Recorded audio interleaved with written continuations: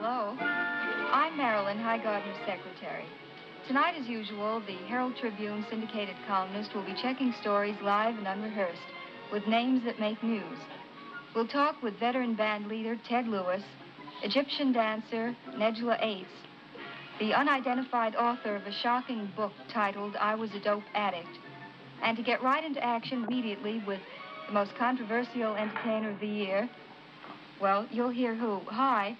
I have Elvis Presley on the phone. Hello. Hello? Hello, Elvis. Just one moment. Hello, Elvis. Hello? Did you have fun tonight on the Steve Allen Show? Yes, sir, I really did. I really enjoyed it. First time you ever worked in tux or tails? It's the first time I ever had one on, period. You mean you've got, as they say, 4 Cadillacs, but no tuxedos? No tuxedo. I usually drive the Cadillacs in blue jeans. That's very interesting, particularly when a cop stops you and wants to know if you own the car, huh? That's right. You have to show them all your ownership papers and everything.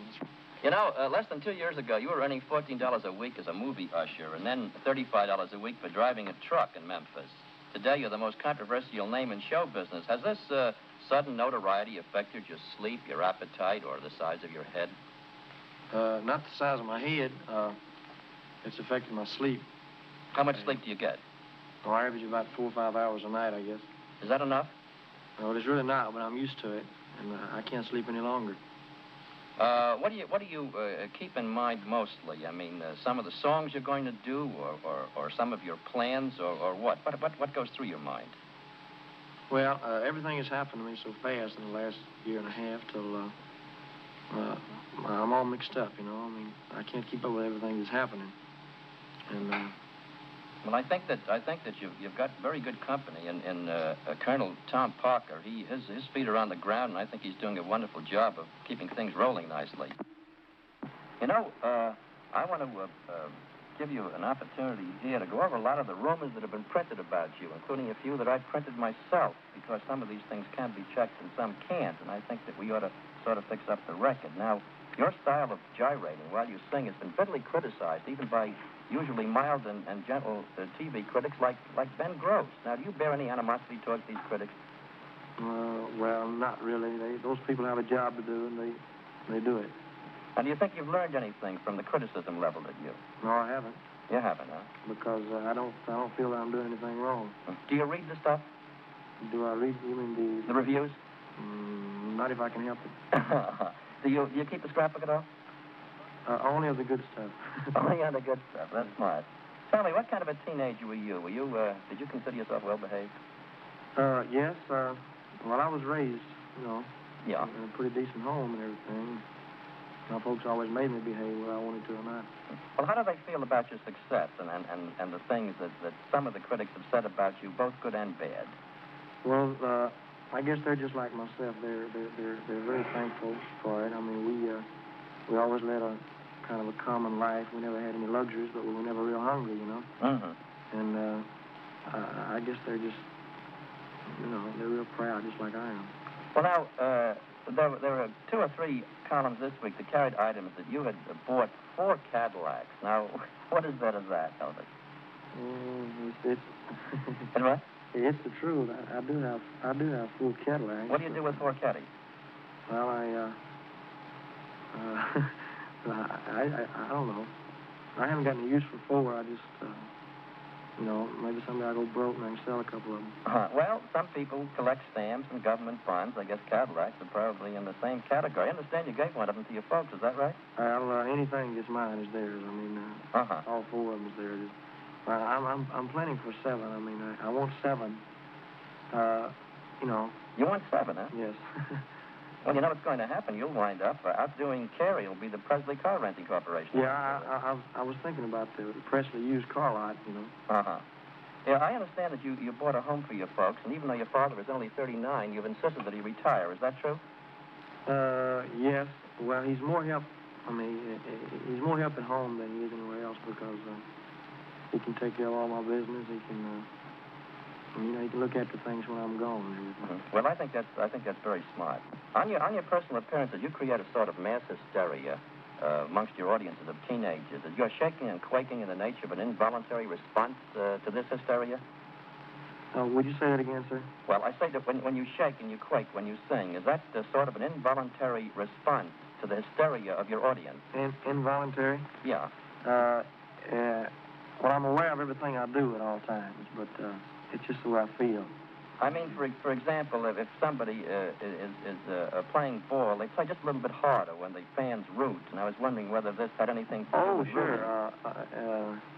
Well, I guess any artist, if the audience acts like they're enjoying it, if they act like they're with you, well, it makes you put more into it, you know. Mm-hmm. Do you think that your rocking and rolling has had an evil influence on teenagers, or you think it gives them an outlet? I don't see that any type of music would have any bad influence on people when it's only a music. I mean, I can't figure it out. I mean, in a lot of the papers, they say rock and roll is a big influence on juvenile delinquency. I don't think that it is. Juvenile delinquency is something that's just, I don't know how to explain it, but I don't see how music would have anything to do with it at all. I understand that Mitch Miller of Columbia Records defines rock and roll as a safe form of rebellion against mother, father, and teacher. Do you go along with this analysis? I don't exactly know what he means by rebellion. I mean, how would rock and roll music make anybody rebel against their parents? Well, I guess that answers Mr. Miller. Now, I've got a couple of questions here I'd like to sort of clear up. One of them, and it's sort of a silly one to me, after having talked with you at some length earlier. What about the rumor that you once shot your mother? Well, I think that one takes the cake. I mean, that's about the funniest one I've ever heard. Where'd that one come from? Have you any idea? I have no idea. I can't imagine. When you mentioned it to me, it's the first time I ever heard it. Is that right? First time I ever heard of it. Well, there's another one, too, you may not have heard before. Several newspaper stories hinted that you smoked marijuana to hit the bottle in order to work yourself into a frenzy while singing. What about that? I don't know. You won't even bother answering that one. Well, here's a one that's very interesting. I don't know whether you noticed a column the other day. They predict that Elvis Presley will be another James Dean. Now, have you heard that? I've heard something about it. But I would never compare myself in any way to James Dean because James Dean was a genius in acting. Mm-hmm. Although I'll say that I sure would like to. I mean, I guess there's a lot of actors in Hollywood that would like to have had the ability that James Dean had. Mm-hmm. Mm-hmm. But I would never compare myself with James Dean in any way. You know? Now, if you had your choice, would you prefer to be an actor than to be a singing entertainer? If I were a good actor, of course I'm not a good singer, but if I were a good actor, I think that I would like it a little better. Although, if I ever break into the acting completely, I'll still continue my singing. I'll still continue making records. Mm-hmm. Mm-hmm.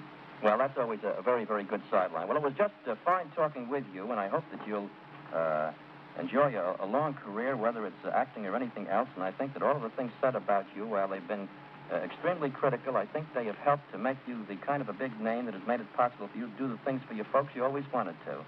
So I sort of think I'd look at it that way, Elvis. Well, sir, I tell you, you got to accept the bad along with the good. I've been getting some very, very good publicity. Mm-hmm. The press has been real wonderful to me, and then I've been getting some bad publicity, but you got to expect that. And I know that, I'm doing the best I can, and I have never turned a reporter down. I never turned a disc jockey down because they're the people that help make you in this business. Mm-hmm. And as long as I know that I'm doing the best I can, that's... No, you can't be expected to do any more. And I want to tell you, it's just been swell talking with you, and you make a lot of sense. Thank you very much. Give my best to the Colonel now. Sure will. Bye-bye.